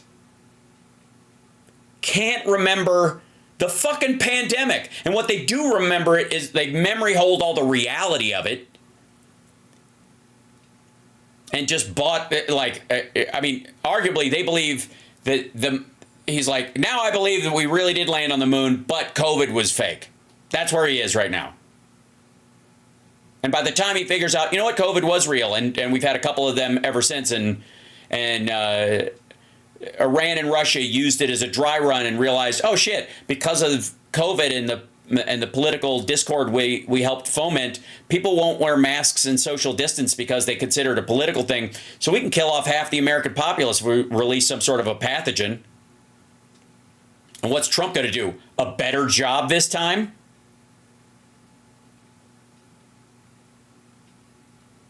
Let me run you through a nightmare scenario that more than likely won't happen. But let me tell you, if your job was to lower the population of a country you hated, and you wanted to kill everybody there, but you're like, you know what?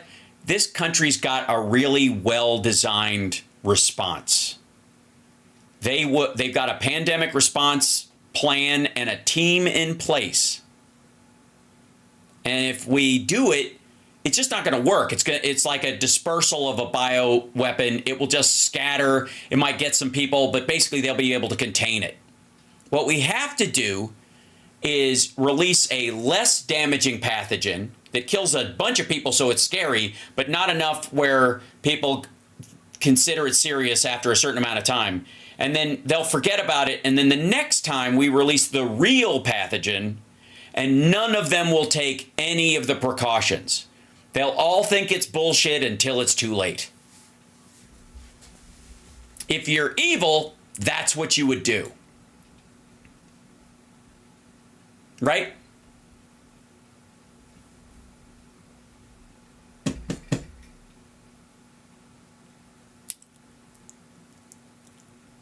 So, now, granted, do I think that's going to happen right now? No, because I think anybody who try it is so on the back foot that they're too busy killing their own people. Thank God. And only because Joe Biden showed up and Trump didn't do 2 consecutive terms did we avoid that very scenario. This next time around, the people surrounding him are, again, much like the hedonists that surround Putin. They don't want to go to the fucking promised land. They're not looking for 72 virgins or to sit on the side of Jesus Christ and you know, on the other side. They want to live long lives until they can get their brains put in robots. The irony that the fucking transhuman movement finally has its hero in the White House is hilarious. So those people will figure out a way to protect themselves. Don't give them any ideas. It's already the idea acumen. Right? And again, Trump hasn't gotten any better at this. In theory, the only hope we have is that the people around him want to survive and or they're not in on it. And that's the biggest worry is Elon Musk. Because RFK Jr. will be the guy who tees up the possibility of it. If we're going to suffer a genuine bioweapon attack, the guy who tees it up, allows it to happen, will be RFK Jr. And that's got to be part of the conversation. That has to be part of the conversation. If we're attacked by a bioweapon, the person that will pants us and slow our response to it will be RFK Jr. He will make sure we're slow on the response. We'll still have a valid response because there'll be an override left over from the fucking Cold War that the military will do, and states will take all kinds of precautions and shit like that. But nationwide, and again, it's all going to be red states, kids. If you live in a red state, I gotta say, you gotta be careful.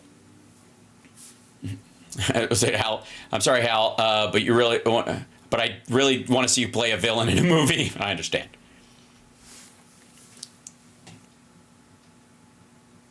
How about a dark anti-hero who actually does good in spite of himself? Well, how about that? But I'll do it in a very sinister looking way. I'll still use my eyebrows. But here's what I have to say. Blue states are going to be fine. They're going to batten down the hatches. California's already doing it. Washington State will be fine. All these fucking billionaire Silicon Valley folks are taking all kinds of secondary precautions. Chicago, Washington, D.C., even itself, in spite of the presidency, will cover all these things.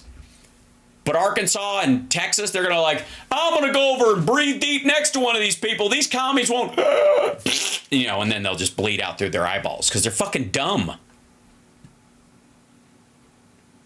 Blue states are going to take care of themselves. And believe me, after last time, I got to tell you, the blue states are going to start stockpiling all kinds of shit. Shit, some of the red ones are too. Florida and Texas particularly.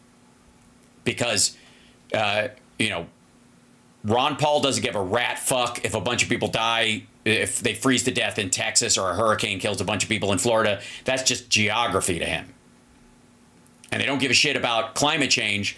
And so fixing those things or giving more money each time is going to be indicative of we're dealing with an increasing problem. How is the left's house? That's hilarious. Pentax inside. Yeah, I don't take any shit. Am I the left's curmudgeon now? I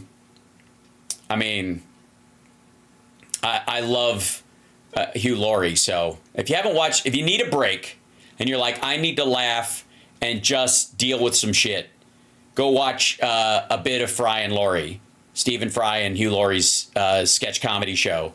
And especially, there's a sketch called Kickin' Ass. I'll see. Before I go, I'll put the link in the chat.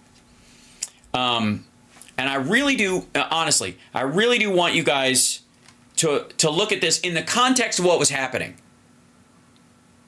Okay?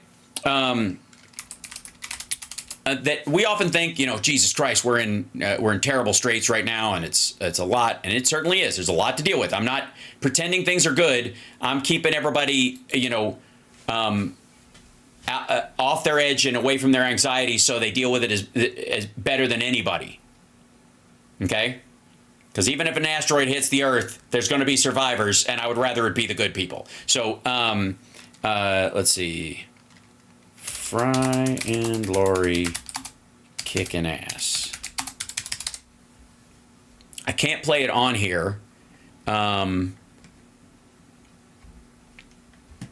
Let's see.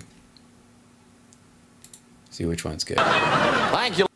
Okay, there we go. So I'm gonna take this clip and I'm gonna put it in the chat right now. And I want you to watch this in context and remember what we've been through before, because sometimes the threat of what we experience, it always looks darker if you're not reminded, like, we've been through stuff like this before, and we certainly have. And other people in the world have been through far worse. And we must keep our wits about ourselves and keep our stoic optimism in place and know that life is not about what happens, but how you react to it. And I put that clip in there. I want you to remember what we've been through before. Yeah? Yeah, I'm not sugarcoating anything. I'm attacking this stuff head on. I'm not going to be afraid to call maggots anymore, or call out Trump and his bullshit, or pretend that just because they won the election that what they were saying before is somehow stopped being bullshit. Not going to happen. Oh my God, what if they do what they're saying they're going to do? It's going to fail. And if they take credit for Biden shit, I'm going to call him out for it. And if he's at a fucking ribbon cutting for a chip fab that was paid for by the Chips and Science Act, we're going to dunk the shit out of this motherfucker.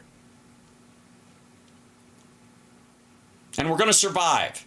And then we're going to write this, and we're going to figure out a way to communicate our truth in a way that it doesn't land on deaf ears in the future. Because that's on us. I am not changing my ethics, my morals, my beliefs at all. I may reshape how I say it, because you gotta consider your audience, right? You must be aware of your audience, and the audience isn't always, you don't want to always preach to the choir, and I don't here. You recognize that. Sometimes I piss you guys off with how I say things. We've for everything from like Rittenhouse to critical race theory and those kind of things. How we talk about it, I can talk in the gray areas, and I have no problem doing that. And I have no problem if people who are sensitive to the jargon or veering outside those lines get mad at me, because I care about the ideal, not the communication. Okay?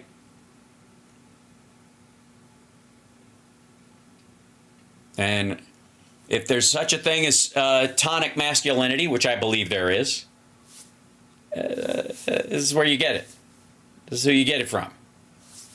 And I guess in the end, all we can really worry about, I guess, is the kidney.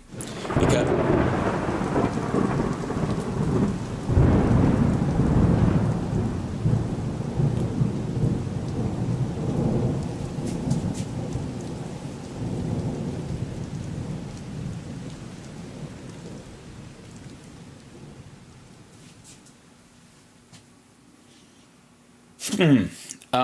the kidney has a very special place in the heart. Yeah, that dude's brilliant.